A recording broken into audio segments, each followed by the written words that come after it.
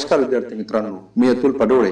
परत आपण भेटतोय इयत्ता 8वीतील इतिहास आणि नागरिकशास्त्र घेऊन.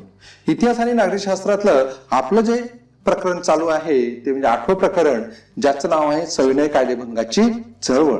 सविनय कायदेभंगाची चळवळ शिकत असताना याच्या आधीच्या तासिकेला आपण विद्यार्थी मित्रांनो सविनय कायदेभंग म्हणजे काय, त्यासाठी गांधीजींनी कोणत्या पद्धतीने चळवळ उभारली, मग त्या चळवळीला पूरक असणारी पेशावरचा सत्याग्रह असेल, सोलापूर सत्याग्रह असेल, धारासन सत्याग्रह असेल किंवा बाबू गेनूंचंच बलिदान असेल, या सर्वांचा अभ्यास आपण मागच्या तासिकेला केला.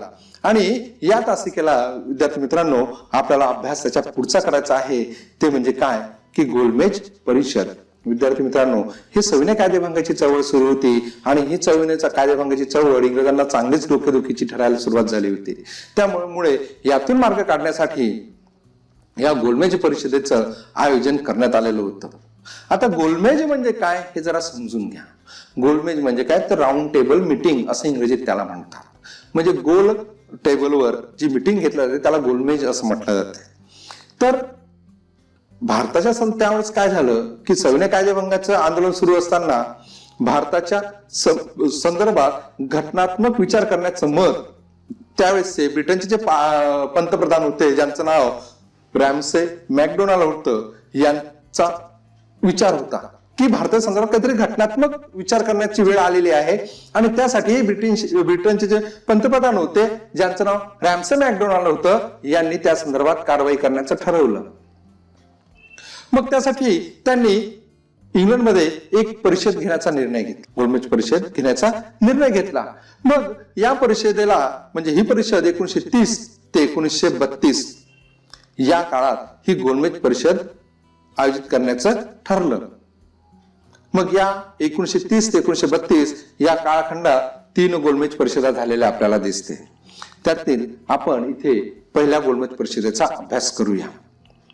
विद्यार्थी मित्रांनो, रॅमसे मॅकडोनाल्ड ने ही गोलमेज परिषद भरवली होती. त्यामुळे या पहिल्या गोलमेज परिषदेचे अध्यक्ष हे कोण होते? रॅमसे मॅकडोनाल्ड हे पहिल्या गोलमेज परिषदेचे अध्यक्ष असलेले आपल्याला दिसते. या परिषदेला भारतातून डॉक्टर बाबासाहेब आंबेडकर असतील, सरतेज बहादूर सप्रू होते किंवा बॅरिस्टर जिना यासारखे काही नेते यात सहभागी झालेले आपल्याला दिसतो. परंतु परिषदेमध्ये केंद्रीय जे स्तर आहे त्या केंद्रीय स्तरावर जबाबदार शासन पद्धतीची राज्याची स्थापना करण्यात यावी यावर चर्चा झाली. ही चर्चा जरी झाली असेल तरीही मात्र या परिषदेत जरी विविध संघटना असतील परंतु संस्थानिक जे आहे हे सुद्धा उपस्थित होते. मात्र राष्ट्रीय सभेने या परिषदेत सहभाग घेतलेला नव्हता. राष्ट्रीय सभेने या सभेत सहभाग घेतला नसल्यामुळे, बरोबर की नाही, त्यांच्या सहभागाशिवाय ही गोलमेज परिषद यशस्वी होणे शक्य नव्हतं. फक्त या ठिकाणी चर्चा झाली आणि ते निष्फळ ठरलेले दिसते, कारण त्यावेळेस राष्ट्रीय नेतृत्व करणारी जी राष्ट्रीय सभा होती हीच या पहिल्या गोलमेज परिषदेपासून दूर असलेली आपल्याला दिसते. त्यानंतर या गोलमेज परिषदेनंतर या गोलमेज परिषदेमध्ये राष्ट्रीय काँग्रेस नव्हती, म्हणून राष्ट्रीय काँग्रेसने सहभाग घ्यावा यासाठी हातपाय हलवायला सुरुवात झाली किंवा या पद्धतीनं काही उपाययोजना कराव्यात असं ठरण्यात आलं. मग त्यासाठी दुसरी जी गोलमेज परिषद आहे त्या दुसऱ्या गोलमेज परिषदेमध्ये म्हणजे राष्ट्रीय सभेने सहभागी व्हावं यासाठी गांधी आयर्विन यांच्यात करार झाला. तेव्हाचे जे व्हाईसराय होते, ज्यांचं नाव आयर्विन होतं, या गांधीजी आणि आयर्विन मध्ये करार झाला. म्हणजे राष्ट्रीय सभेने दुसऱ्या गोलमेज परिषदेत सहभागी व्हावं अशी अपेक्षा रॅमसे मॅकडोनाल्ड यांची होती. त्यामुळे साहजिकच इथले जे व्हाईसराय तेव्हाचे होते आयर्विन यांनी गांधीशी करार केला आणि करारान्वये प्रस्तावित जे राज्यघटना आहे त्या राज्यघटनेमध्ये जबाबदार राज्य पद्धतीचा स्वीकार करण्याची हमी या आयर्विननं दिलेली आपल्याला दिसते. त्यानंतर परिणामी साहजिकच हे आश्वासन दिल्यामुळे राष्ट्रीय सभेने कायदेभंगाची चळवळ मागे घेतली आणि दुसऱ्या गोलमेज परिषदेत सहभागी किंवा चर्चेत सहभागी होण्याची तयारी दाखवली आणि म्हणूनच दुसरी गोलमेज परिषद भरलेली आपल्याला दिसते. 1931 साली त्या दुसऱ्या गोलमेज परिषदेचं आयोजन करण्यात आलं आणि या दुसऱ्या गोलमेज परिषदेला राष्ट्रीय सभेचे प्रतिनिधी म्हणून महात्मा गांधी सहभागी झालेले होते किंवा हजर असलेले आपल्याला दिसते.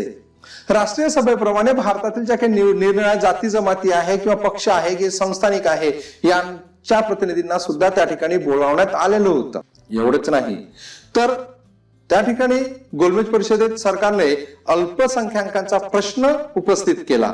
नुसता अल्पसंख्याकाचाच प्रश्न उपस्थित केला असं नाही तर संघराज्याची जी घटना आहे त्या घटनेचे जे स्वरूप होतं ते सुद्धा त्यावरून सुद्धा मतभेद झाले. म्हणजे अल्पसंख्याकांचा प्रश्न आणि संघराज्याच्या घटनेच्या स्वरूपावरून जो काही मतभेद आहे हा मतभेद त्या दुसऱ्या गोलमेज परिषदेमध्ये झालेला आपल्याला दिसतो. त्यामुळे साहजिकच महात्मा गांधी निराश झाले आणि महात्मा गांधी परत आलेले आपल्याला दिसते. कारण संघराज्याचं जे घटनात्मक स्वरूप आहे त्यावर मतभेद आणि अल्पसंख्याकांचं मतभेद यावरून कुठलाही उपाय झाला नाही किंवा कुठलाही निर्णय झाला नाही. मग शेवटी गांधीजी निराश झाले आणि निराश होऊन गांधीजी परत आलेले आपल्याला दिसते. मग त्यानंतर महत्वाचा आहे विद्यार्थी मित्रांनो 24 सप्टेंबर 1932 पुणे करार. कारण काय झालं की डॉक्टर बाबासाहेब आंबेडकरांनी गोलमेज परिषदेमध्ये दलितांचं प्रतिनिधित्व केलेलं होतं आणि तेथे त्यांनी दलितांसाठी स्वतंत्र मतदारसंघाची मागणी केली आणि दुसऱ्या गोलमेज परिषदांमध्ये ब्रिटिश पंतप्रधान जे होते रॅमसे मॅकडोनाल्डने जातीय निवाडा जाहीर केला. यांनी स्वतंत्र मतदारसंघाची मागणी केली आणि त्यालाच अनुसरून रॅमसे मॅकडोनाल्ड यांनी जातीय निवाडा जाहीर केला. त्यामुळे साहजिकच हिंदू समाजात या जातीय निवाड्यामुळे काय होणार होती विभागणी होणार होती आणि विभागणी जे होणार होती हिंदू समाजामध्ये ती मात्र गांधीजींना मान्य नव्हती.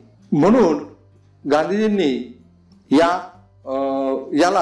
जातीय निवाड्याला विरोध केला आणि एरवडच्या तुरुंगामध्ये आमरण उपोषणाला सुरुवात केली.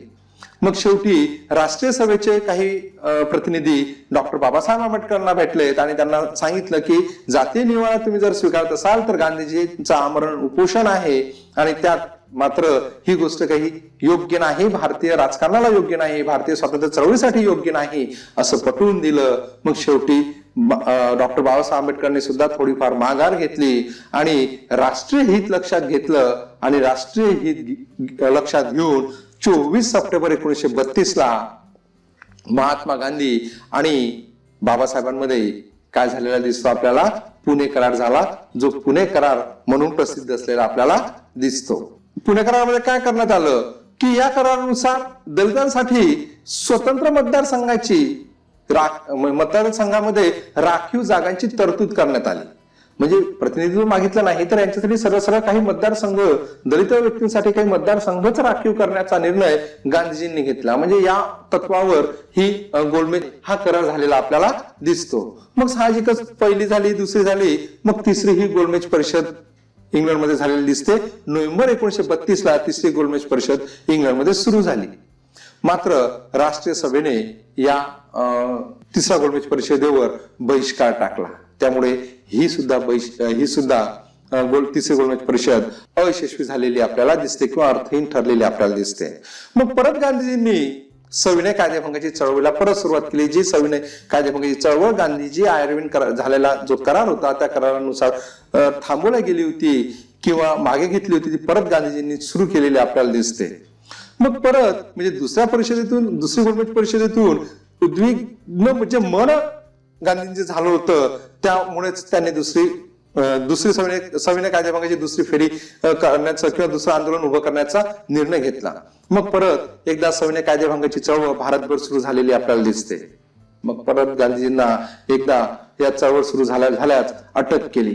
त्यामुळे जनतेमध्ये असंतोष निर्माण झाला आणि परत इंग्रजांनी दडपशाही करून किंवा दडपशाहीने उत्तर देऊन हे आंदोलन दडपण्याचा प्रयत्न केला. सर्वत्र नागरी हक्कांची गळचेपी केलेली आपल्याला दिसते. राष्ट्रीय सभा आणि तिचे जे सहयोगी ज्या संघटना होत्या त्या बेकायदेशीर ठरवण्यात आल्या आणि त्यांची जे कार्यालय आहे किंवा त्यांचा जो निधी आहे तो ताब्यात घ्यायला सुरुवात केली. एवढंच नाही तर राष्ट्रीय जे वर्तमानपत्रे असतील किंवा जे साहित्य असेल यावर सुद्धा निर्बंध घालण्यात आलेले आपल्याला दिसते. परंतु शेवटी परत गांधीजींनी ही जी चळवळ आहे ही एप्रिल 1934ला सविनय कायदेभंगाची चळवळ मागे घेतली आणि सविनय कायदेभंगाचं एक आंदोलनाचं एक ऐतिहासिक पर्व या ठिकाणी संपलेलं आपल्याला दिसते. विद्यार्थी मित्रांनो, अशा पद्धतीनं सविनय कायदेभंगाच्या चळवळीमध्ये हे ज्या गोलमेज परिषदा होत्या ह्या झालेल्या आपल्याला दिसते. परंतु या गोलमेज परिषदेमधून कुठलाही निर्णय शेवटाला गेलेला आपल्याला दिसत नाही, कुठलीही निष्पत्ती झालेली आपल्याला दिसत नाही. म्हणून गांधीजी परत थांबवलेला सविनय कायदेभंग सुरू करते. परंतु इंग्रजांची दडपशाहीमुळे परत गांधीजी एकदा माघार घेते आणि एप्रिल 1934ला हे जे आंदोलन आहे हे आंदोलन सविनय कायदेभंगाचं आंदोलन किंवा चळवळ हे चळवळ स्थगित करते. या चळवळीचं एक ऐतिहासिक पर्व या ठिकाणी संपते. अशा पद्धतीने विद्यार्थी मित्रांनो, या तासिकेला आपण गोलमेज परिषद असेल आणि त्याचा इतिहास काय होता, आयर्विन गांधीजी करार काय होता किंवा पुणे करार काय होता, या सर्व गोष्टी समजून घेतल्या. तरी विद्यार्थी मित्रांनो, माझी आपणास परत एकदा कळकळीची विनंती आहे, जर का अजूनही तुम्ही माझं युट्यूब चॅनल सबस्क्राईब केलं नसेल तर प्लीज माझं युट्यूब चॅनल सबस्क्राईब करा. आणि नुसतं सबस्क्राईबच करू नका, तर हा व्हिडिओ जास्तीत जास्त विद्यार्थ्यांपर्यंत शेअर करा, जेणेकरून त्यांनाही फायदा होईल. धन्यवाद. इथे मी आपली रजा घेतो.